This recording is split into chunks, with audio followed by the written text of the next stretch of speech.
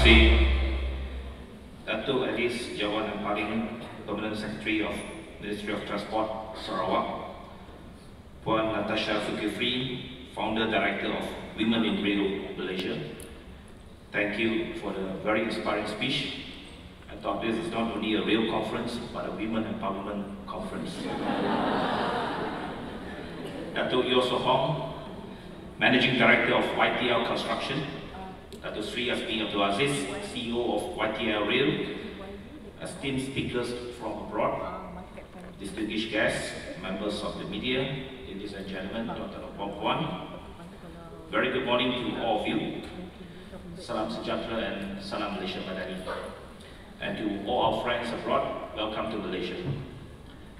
This is the second time I have been invited to the Women in Rail Malaysia conference. The last time was in July 2019, during my first live as Minister of Transport. As you know, did not last long, only 22 months. But then, fortunately, I have the honor to be back at the same ministry 3 years later. So, very, very glad to be here again today for your second conference. It gives me an immense pleasure to be back again to officiate the Women in Rail Malaysia conference and to celebrate and acknowledge the invaluable contributions of the thousands of hard-working women in Malaysia's rail industry. Indeed, it is encouraging to see Women in Rail Malaysia grow from strength to strength, and congratulations on once again having a full house here today.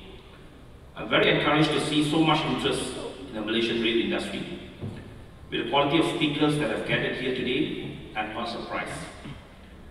To all overseas speakers here today, once again, selamat datang, and thank you for coming to Malaysia to share your knowledge and experience with us. Since 1885, when the first rail line was laid between Taiping and Port Vale, the Malaysian railway industry has been the backbone of our nation's growth and prosperity. It continues to play an essential role in connecting communities, facilitating trade, and promoting sustainable development. At present, several rail initiatives are ongoing. You may know that last week, on the 27th of July, MyHSR carried out a request for information briefing for the Kuala Lumpur Singapore high-speed rail project. There was much interest both locally and internationally. The Transport Ministry, under my leadership, will continue to push for the timely completion of the Germas JB double track rail project, East Coast Rail Line, RTS between Johor and Singapore, and start rolling out the new projects including MRT3 in the Klang Valley and the Penang LRT. There are many rail projects ongoing, and definitely we will push for more, not only in Peninsular Malaysia, but I think interestingly, we are looking also in Sabah and Sarawak, because rail is not present in Sarawak, and I'm sure our Permanent Secretary from Ministry of Transport Sarawak will here to share some of their vision and to look at the potential of rail industry in Sarawak as well. These infrastructures are economic catalysts that will change how we and the next generation live and work in the future. Strong investment in urban rail transportation will not only create complexities, but also enhance economic productivity, connect communities, and improve the quality of life for Malaysians. We want to ensure positive outcomes for the rugged, enable more private sector investment, reduce delivery and whole life cycle costs, deliver significant reliability, performance and customer benefits, as well as create a world-class railway and skills legacy with a strong potential for export capability. We must acknowledge that historically, the railway sector has been dominated by heavy engineering with hard physical work primarily undertaken by men. However, it is crucial to dispel this outdated stereotype. Much progress has been made, and the time has come to break down barriers that hinder women from fully realizing their potential in this field, fostering greater diversity and inclusivity within the rail space. I've checked with Pasarana, the largest railway organizations in Malaysia, with close to 10,000 employees. At the middle and senior management level, 570 out of 1,330 employees are women. That's above 40%. So that's right, Natasha, never put yourself to the limit of 20%. At a technical and functional level, the disparity is still growing. For example, among transit operators or train drivers, only about 20% out of 550 drivers are women.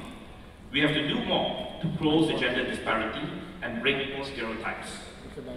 As the Transport Minister, I'm committed to fostering an inclusive and progressive rail industry that recognizes and empowers the invaluable contributions of women.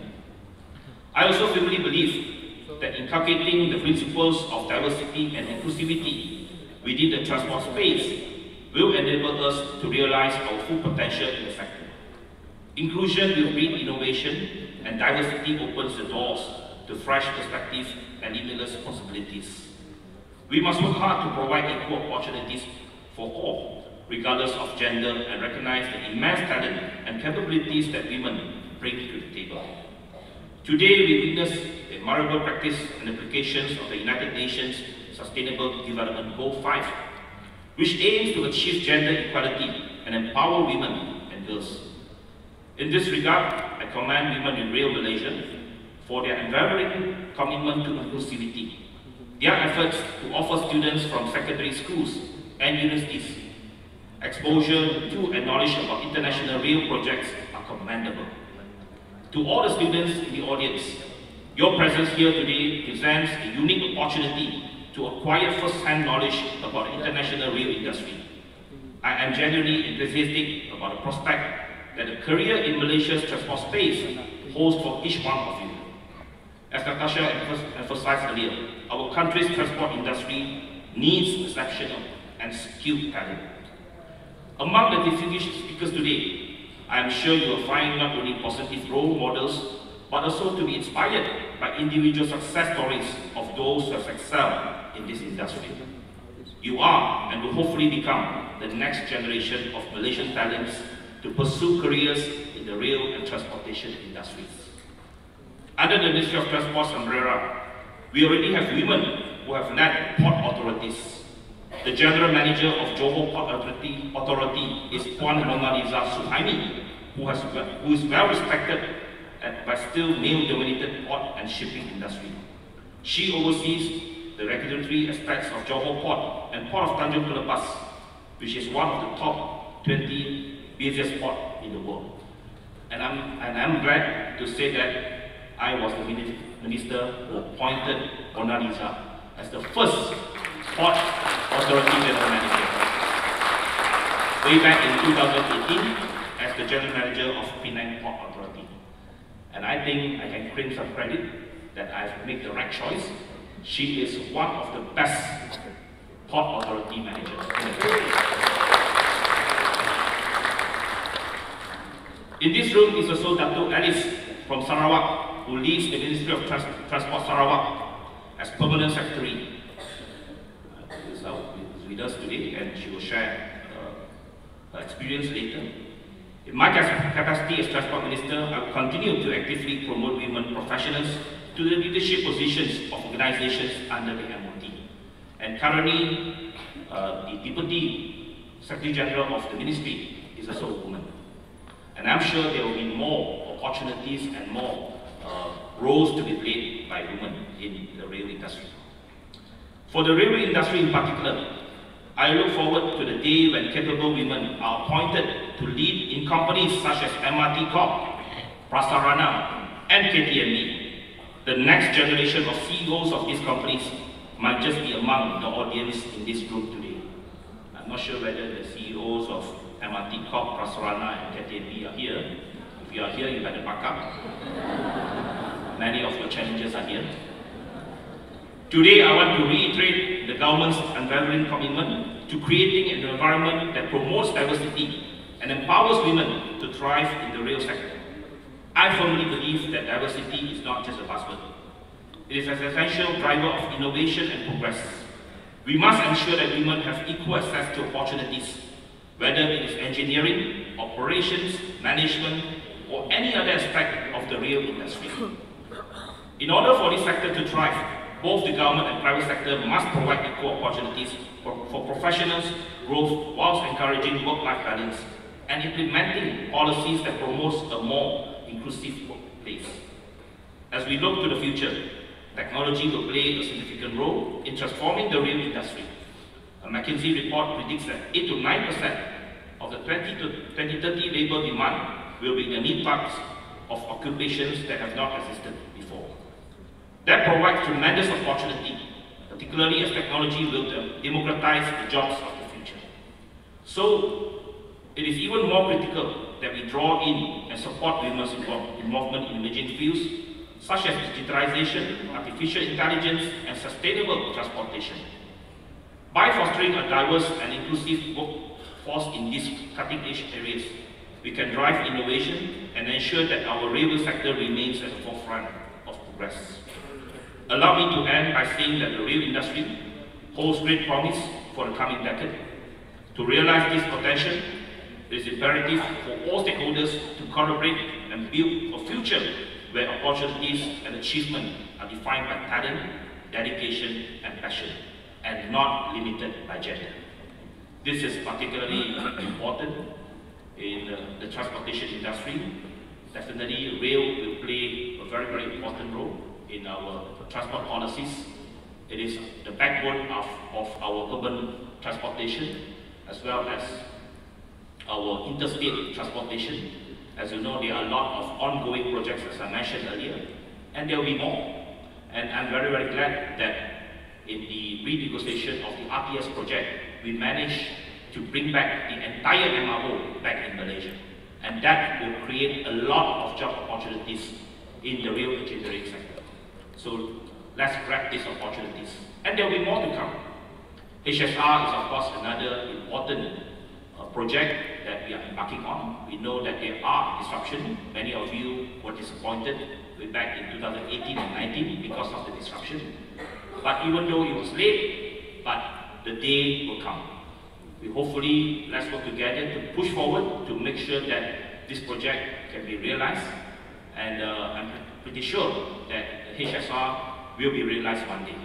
And besides HSR, there are many other projects ongoing that will create opportunities for jobs in this sector, such as the LRT in Penang, and we are looking at MRT3 in the Klang Valley, and there are many other projects in many other cities that we want to embark on. And definitely ECRL will be completed in a few years, and after the completion, of course, we have to fully realize the potential of the entire line and to be a catalyst for economic development in the entire region of the East Coast. So hopefully that all this will create opportunities for men and women in this industry, and we look forward that more participation from women in this male-dominated industry, and hopefully that we must define this industry by dedication, by talent, and by passion. And I hope that all of you will have a fruitful discussion today, productive networking, and a successful Women in Rail Malaysia conference. Together, let us shape a sustainable and more inclusive future for the Malaysian rail sector, where everyone, regardless of gender, can contribute their best to Malaysia's progress. Thank you very much. Terima kasih. Thank you very much, YB and Loke. YB, could you please remain on stage for a very special moment? Now, let's welcome back Natasha to present a small token of our gratitude to YB Anthony Loke.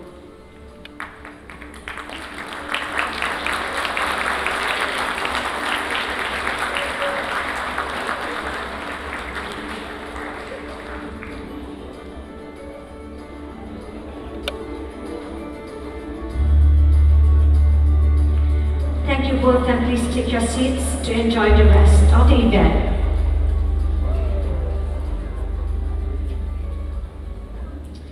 Ladies and gentlemen, let's get ready to be inspired.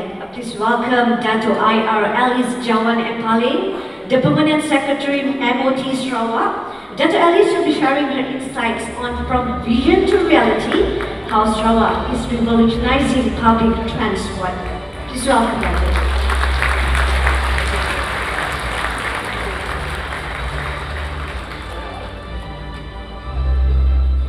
Thank you, Minna. I was so excited, I couldn't wait for her to finish to be on stage here this morning. First of all, salam, as we said it in Sarawak, salam sayangku, Sarawakku sayang, salam segulai sejalan, it's a unity greeting, and good morning, especially to our Honorable Minister, Mr. Anthony Loke, our distinguished Ms. Natasha, distinguished speakers, ladies and gentlemen. Firstly, on behalf of the Ministry of Transport, Sarawak, thank you for the kind invitation to speak at this very prestigious conference full of majority women. It's a great gathering of women, and it is an honor to be part of this conference and to share Sarawak vision on the transformation of the transport sector. I'm relatively new in this industry, only 10 months, 3 days today, and it has been a very steep learning curve. The mountain is very steep, the climb is very difficult, and looking at how physically fit I am, it's been a great challenge. Today, what I'm here to do is to share on the Sarawak transport, how we move the transformation. I'm going to share a little bit on the formation of our ministry, the challenges and the transformation of our public transport system, and our vision and way forward. We are one of the youngest ministry in the state, only established in August 2019, with a lean manpower of approximately only about 60 officers, out of which 20 are in the management group, and out of these 20 management group, here again, we are continually increasing our women participation. We have about 40% women in our management group. Our vision is of course to be a world-class organization spearheading the development of an integrated, safe, affordable, efficient public transport system with a mission. Since I love the Mission Impossible movie, I always say it's Mission Impossible, but with God's will, everything is possible. To strengthen the public transport system, connectivity, which acts as a catalyst for economic development to achieve better quality of life. The ministry has 6 functions. We have our land, transport, and logistics. We have maritime, riverine transport, aviation. We have policy, project management, and of course the corporate. And statistically, we have women in all these divisions in the management group. Sarawak, just to share with you our basic statistics of the Sarawak. Basically, we have a road network of about 32,000 kilometers as of 2019. Our population, 2.47 million. 55 navigable rivers of about land 3,300 kilometers.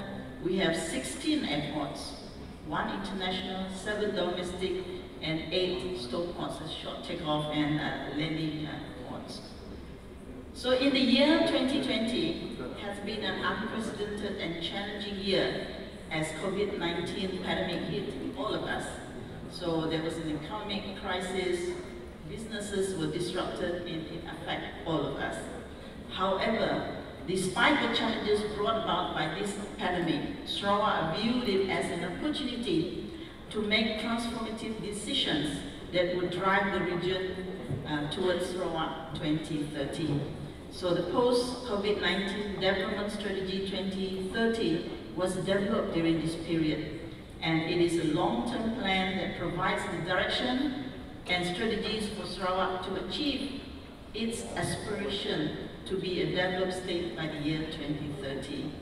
We envision that by that year, Sarawak will be a striving society driven by data and innovation, where everyone enjoys economic prosperity, social inclusivity, and sustainable environment. The PCDS 2030 vision is anchored on 3 pillars, namely the economic prosperity, social inclusivity, and environment sustainability.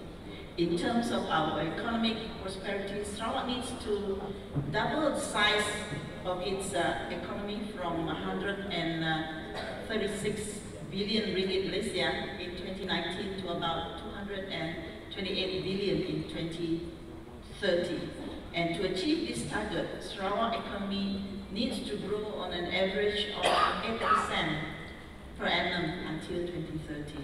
Some of its strategic thrusts include transforming the economic structure, improve ease of doing business, targeted spending to yield the most impact and accelerate digital and data adoption.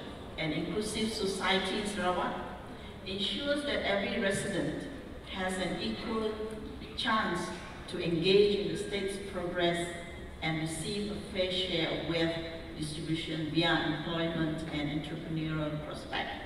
Environment sustainability is an integral part of Sarawak's development initiatives to ensure a clean and healthy environment for current and future generations.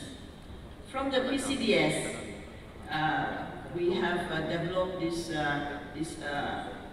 what we call this house, this transport sector, which aims to provide accessible, affordable transport methods to the people while adopting sustainable practices to reduce carbon emissions, aided by the utilization of new technologies for seamless logistic services for the economic sector. By providing better mobility and transport options that will help to increase the productivity and create job opportunities for Sarawakians, both directly in the transport sector and indirectly in other economic sectors. Sarawak will continue to ensure effective transport links to vital economic centers, while also embracing low-emission technology and digital solutions as part of the commitment to reliable and sustainable transport. Furthermore, campaigns and reliable services will be implemented to foster public participation, awareness, trust, and between transport providers and users. Our strategies, catalytic initiatives, and key levels are being worked out now. The PCDS is also in line with the SDG in number 9, which is on infrastructure, and number 11 on sustainable cities and communities. The challenges that we have in implementing all these is varies. We have number 1, limited public transport infrastructures at the moment. We are relatively low population density with large geographical area, making it a challenge to provide public transport services that are both economically viable and comprehensive enough to meet the needs of the local communities. We have poor connectivity, the lack of integrated transport systems, and poor connectivity between different modes of transport, such as the bus and river transport, making it difficult for commuters, passengers to travel efficiently and comfortably. We have a low public transport usage in the town, and then we have issues with regulatory framework, which we are working on now, and of course the unique transportation requirement of the state due to its unique geographical area with large rivers, dense rainforests, and various things. But of course, with the dense rainforest, it is tourism perspective for us. The transformation of the Sarawak transport system involves the development and improvement of the entire transport sector. The objectives and issues of land, riverine, and aviation sectors have to be addressed. In line with our goals and objectives, our ministry had commissioned a study on the development of an integrated transport system, that is the Sarawak Integrated Transport Master Plan, where strategies, policies, proposed schemes and measures will be addressed and the intended outcomes specified. The need for integrated master plan is important as Sarawak experiences rapid urbanization, with almost 60% of the population currently living in urban areas. The increase in urban population creates stiff competition for urban services and spaces in major cities and towns, particularly in the transport sector. This situation has led to many implications due to the fact that private transport is still the preferred mode of transport. Therefore, good planning of multimodal transportation and encouraging the use of public transport is critical. So under the visionary leadership of our Honourable Premier, we will have the autonomous rail transport, ART, as the backbone of the Kuching urban transport system. We are now in the midst of also discussing to establish our own airline. Our ministry aspires also to fill in the gaps for transportation in Sarawak through analysing more potential modes of public transportation. Our ministries, as I mentioned earlier, we are in the midst of developing our integrated transport master plan with public transport oriented approach, which includes the application of public transport, either road or rail based, promote high capacity transport modes, bus rail powered by clean energy, and minimizing the amount of land use for transport, that is for parking purpose. The Sarawak Integrated Master Plan aims to address issues like demand management approach, assessing the future and current demand through population growth to develop this master plan to ensure that we will promote anti-congestion measures which reduces the pressure on the road system. We are looking and analyzing the, reviewing the legislations. We are studying the emerging trends, and we are looking at also this IT digitalization as part of the decision making and support for the transport transformation.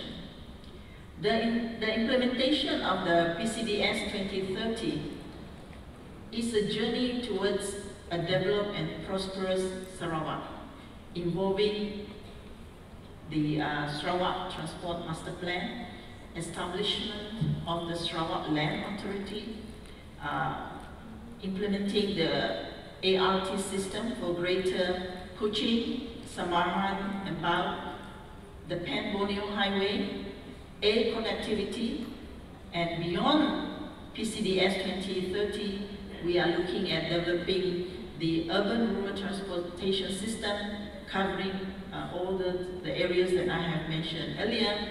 Active mobility infrastructure and network. We are looking at 20 minutes to 40 minutes mobility plan for town and city, and smart mobility digitalization in the major town. So part of it is our strategy is actually to develop the mobility plan, which we will explore the first and last mile connectivity, where the effectiveness and efficiency of these will be addressed.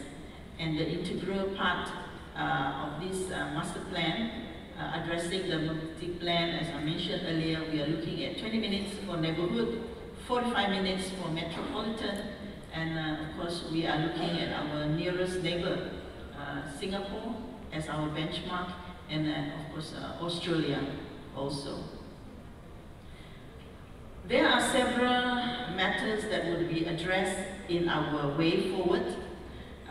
These include the land transport. We are doing that. We are also looking at the road and streets system in our cities, that we want everything to be smart. And one of our key transformation is the provision of providing flexible streets. That means the right balance of street space to accommodate the different users, and these have to start from the design and development stage. Our future journeys, we are hoping that our vehicles, sustainable vehicles, hydrogen, operated by hydrogen fuel cell, we are looking at mobility hubs, bringing together public transit systems that are able to share all this, and also we are looking at a possible rail system. The prospect is being explored and studied now, that is connecting all the towns from the southern of our state, Sarawak, from Kuching area, all the way to the northern of Sarawak, and extension from our ART to rail, maybe, or speed train, connecting Kuching, Sibu, Bintulu, Samalaju, Miri, and Limbang, with possible connectivity to countries, our neighbors, Borneo, Kalimantan, Brunei, and these are what we are exploring in the Bimiaga or Sosek Melindo. So data management is also another part, whereby data collection and analysis of public transport behavior, IoT applications, and travel demand management. Maybe a little bit about what we have now is our Pan-Borneo Highway. Firstly, this is what is happening in Sarawak, transformation of our transport system. Now, firstly, we have our Pan-Borneo Highway, a road network connecting Sarawak and Sabah, including Brunei with the Kalimantan region. This is part of our transformation, connecting our cities. The road system is about 786 kilometers from Teluk Melano. Teluk Melano is the southernmost end to Miri, and we are expecting it to be completed by the end of this year. It is currently, as of June, about 96% completed. Only certain portions of the highway need a little bit more work. A project from the federal government, which have faced many challenges in its development and construction. Secondly, we are looking at now a feasibility study on the Trans-Borneo Railway, proposed to be carried out with the intention to connect economic centers, ports and airports for the transport of people and goods in Sarawak and Sabah. It has the potential to serve as a backbone of movement of goods, establish consolidation hubs along the railway road, Bintulu Port as the port of call, and enhancing the inland container port activities in the Bedok, Sarawak, and possibly maybe in Sabah. Its phase 1 is likely to connect the major cities in Sarawak, such as our major cities in Kuching, Sibu, Bintulu, and Miri. It has prospect of connectivity to the Kalimantan railroad network through Pontianak. So these are the many possibilities on the study that we are working on, which is to be supported again by the federal government. So our Honorable Anthony Loke is appropriately listening to it, and we hope for full support from the federal government. A project proposed it's for the good of the people of Sarawak, is for the good of the rakyat of Malaysia. So, and here I believe that later today we'll be hearing from Ibu Sylvia Halim. So maybe that is something that we can work together to see it happening in the near future. Thirdly, our other project that we are very blessed with is our Kuching urban transportation system, which is ongoing now.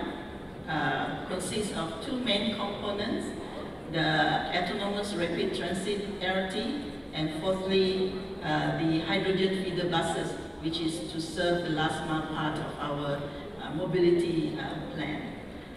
Both will be powered by hydrogen fuel cell. We are pleased to note that I believe that our POC for our ART tram will be in our Senaru Port in Kuching later part of this week. When I first started in the ministry, I'm used to ask, is ART happening? I said, I do not know. That was 10 months ago, because like everybody else, all I've seen is the documentation. So I was very blessed to be able to touch it, hug it, write in it. When I went to see the POC early part of this year. So when I came back, I said, it is happening. Now everybody is saying, is it going to be coming to Kuching? So I let everybody know today, you're probably the first group, that it is going to be in Kuching later this week. And you will be seeing it be tested around Kuching, and it will be launched before the end of the year. So do come to Kuching and ride our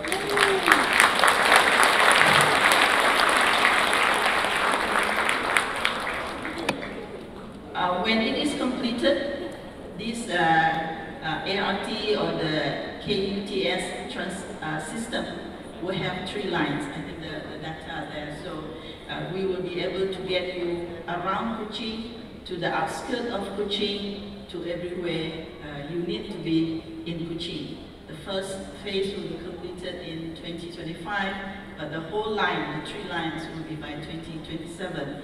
But that should not stop you from coming to see how we are doing. You be our audit to see is our project progressing or not. But of course, I'm pleased also to let you know that we have 3 hydrogen buses currently running. It is a free bus system, so come and visit Kuching, and it will take you to all the scenic places in Kuching as you tour around Kuching. So we have a little bit of information on that, and then of course we have 2 refueling stations already in place. One is under petrols and the other one is under SEB power, all functioning also. The way forward for us, it is our vision. Our way forward for the transformation of the transport sector is actually to have the very long word, integrated transport system that is accessible, inclusive, sustainable, and a catalyst for economic growth for better quality of life. All these are possible due to the visionary leadership of our Honorable Premier, supportive and focused assistance from our Federal Minister. These are all possible, and we have a dynamic team at our ministry that ensures the transformation of integrated transport system. We can address all this. So in the Ministry of Transport, not only will we do you land, we take you through the rivers, but we are going to we're going to fly you also. That recalls me I'm a Star Trek movie fan, Scotty always says, beam me Scotty. So one day, I strong vision that we can beam you all to Kuching also. Maybe the Women in Rail Conference can be held in Kuching in the next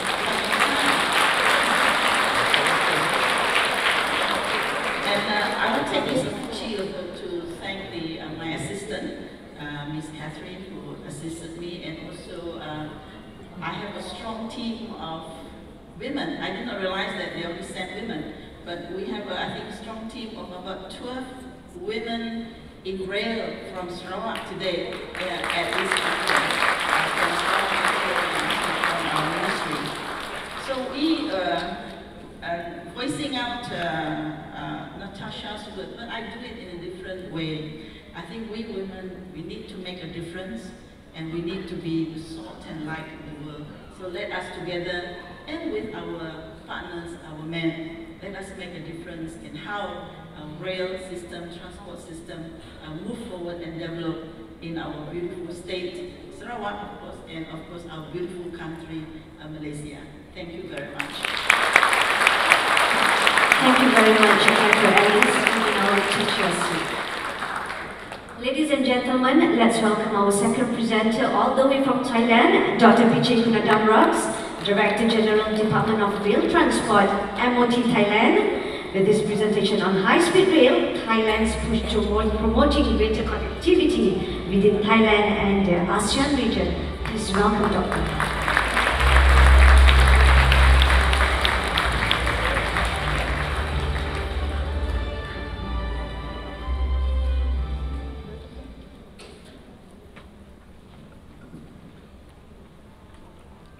Good morning, everyone.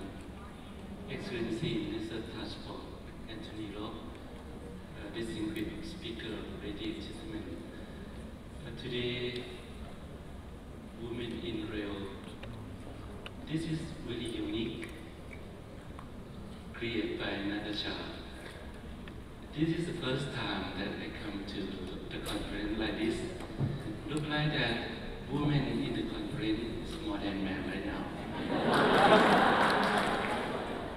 First of all, I would like to share my experience and also totally agree the role of women in the rail industry.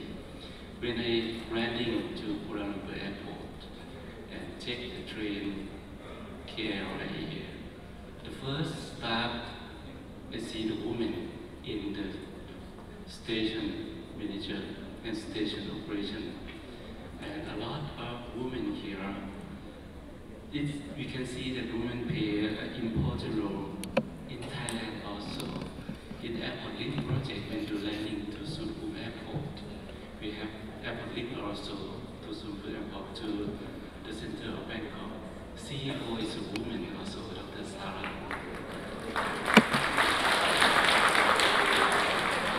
Then I would like to see the work in many jobs in the rail project, such as engineer, or some of you is engineer, a train driver.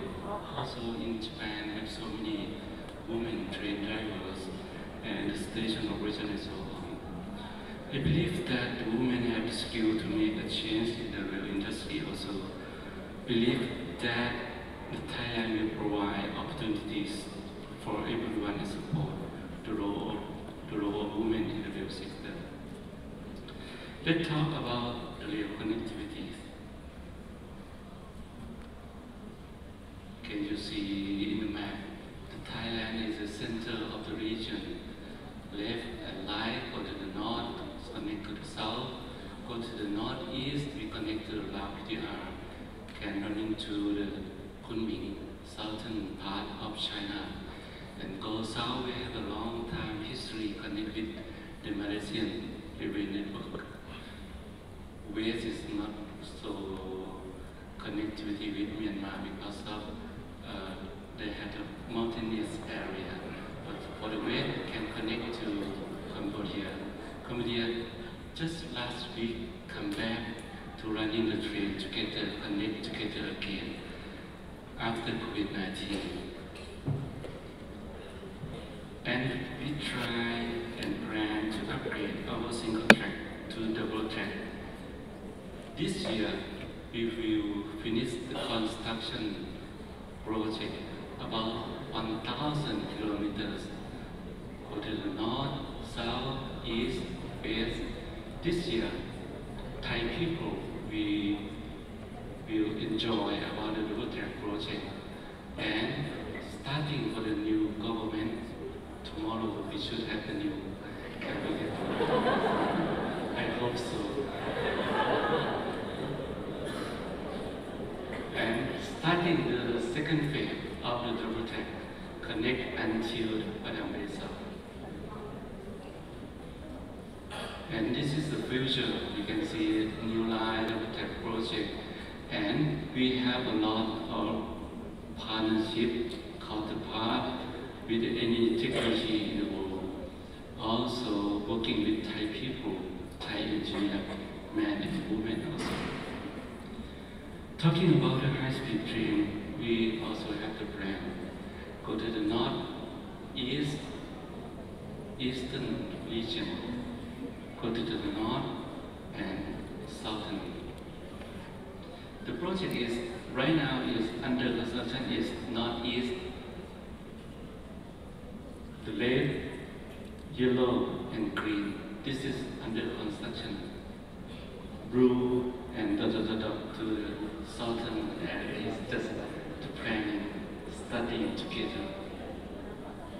This is the under construction. You can see that we can connect VDR to the southern of China.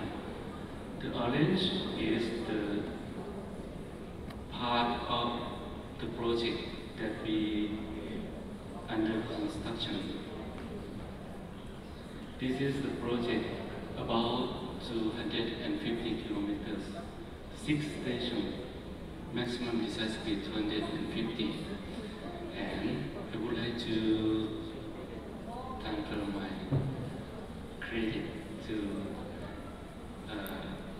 Excellency Thai Ambassador who stay here, Loke, that should be the key woman, not the key man, key woman, to talking about China, our counterpart, about technology, how to have the cooperation together. She is the key woman to set this project. For sure. But the portion that we have the counterpart of China, we share our experience together. Okay, for the civil work, this project is investment by Thai 100%, not loan, just Thai budgeting 100%. For the civil work, we think that we can learn, can get the technical from how to construction. Then the local contractor, we will construction by ourselves. Just only the job that we cannot do it like a detail design. We never design before. Construction supervision and also the way system that we don't have it. Then we give the portion to the Chinese side to take this job. But the civil work, we can do it. And we try to learn a lot with the Chinese engineer. This is civil work that you can see the embankment via column, depot. The progress right now, the slide is just 22, but today 24%. But some countries said that our people, some guys said that very slow, but okay, we know that's slow. But it's sure. But it's sure. We confident that next 4 years we will complete this project. Why is slow? Because of we need Thai contractor to do it by ourselves, to learn with the Chinese engineer every day. This is technically transfer, not just a workshop.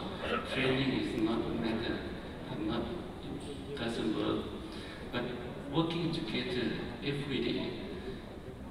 100 material, use Thai material, cement, steel, river, engineer, 100%. But some of them we cannot do it like a river system.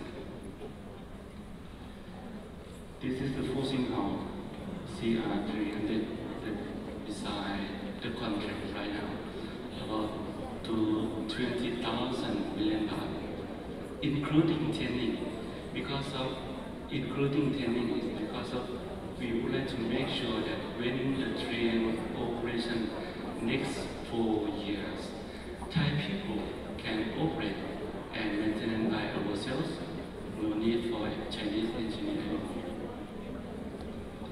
But the design is our identity, our local identity to show. For sure, our station design, not just for Thai people, because of Thailand is we are the hub of the tourist industry also. When we design the station, we're thinking about how to serve the tourists from abroad. After we know how to design in the first phase, from Bangkok to Nakhon Ratchasima, after that Nakhon to Loke, we design by ourselves. Because of this is a technique transfer. Okay, the first phase we cannot decide. We don't know what is the criteria, what is the standardization. But right now, we'll be learning with the Chinese engineer 2 years. After that second phase, we design by ourselves. But Chinese engineer come back to asking us that, is sure you can design, it's work or not? Are you sure? Just to be sure, because it's the design criteria. Another project is Eastern area. This is another concept. This is the PPP scheme.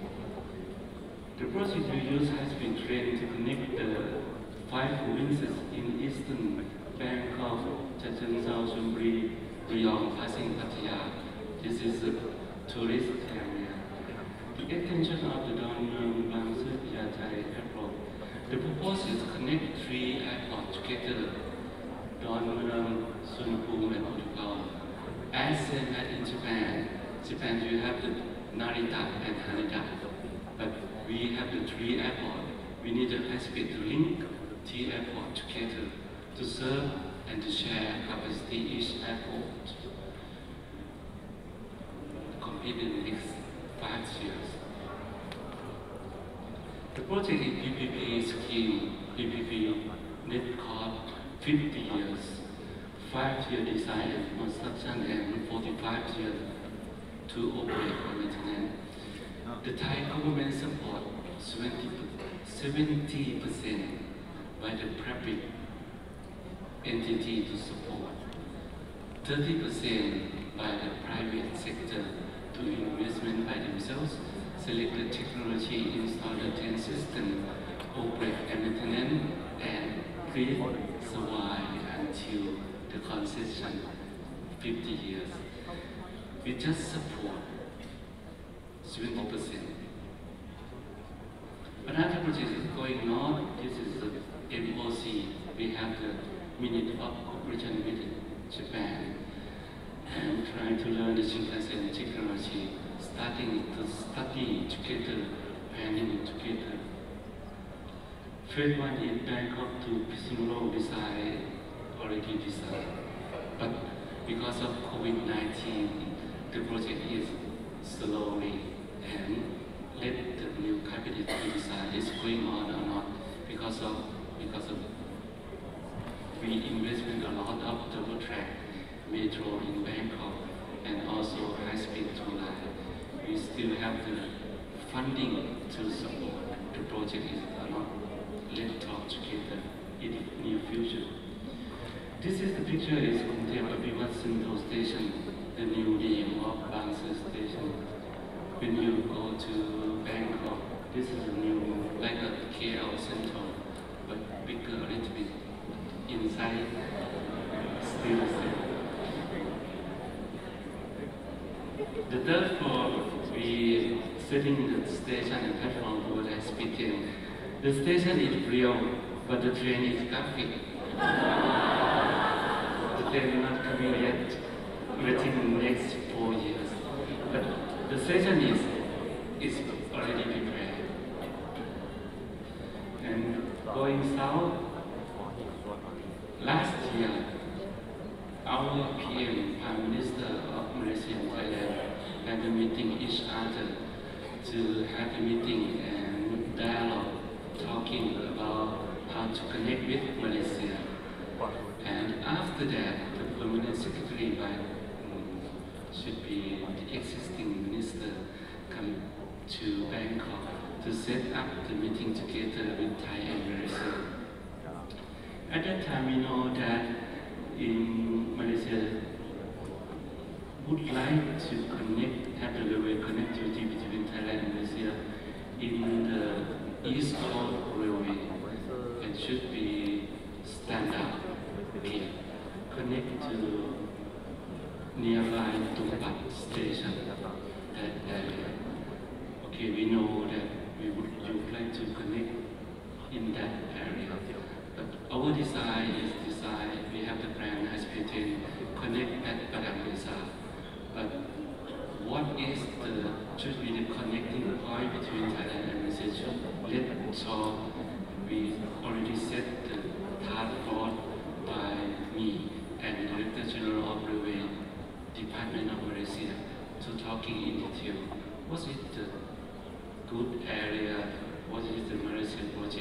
and how to connect each other in detail should be studied together.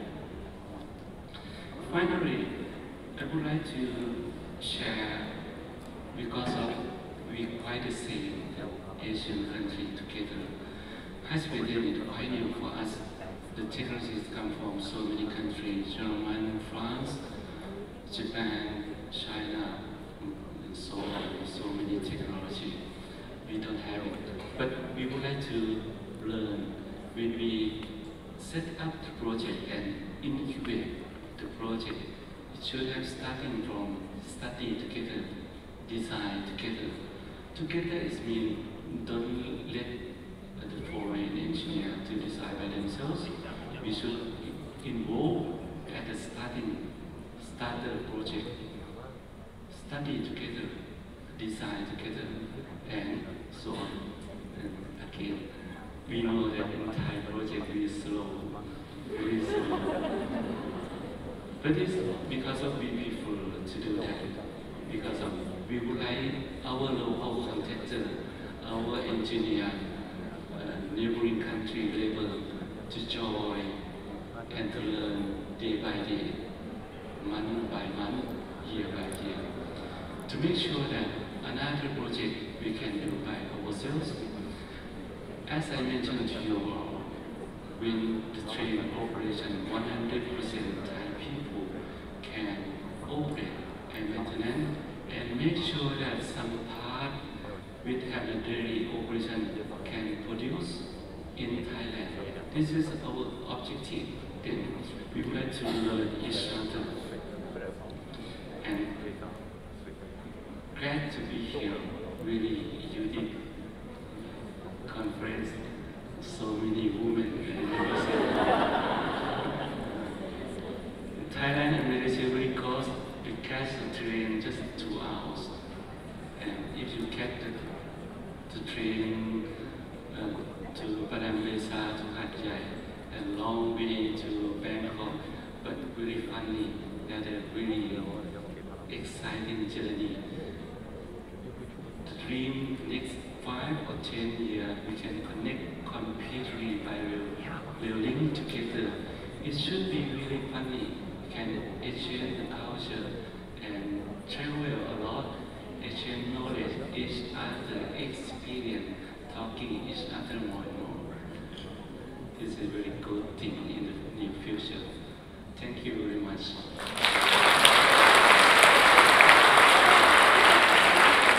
Thank you very much, Dr. Pichai, teachers.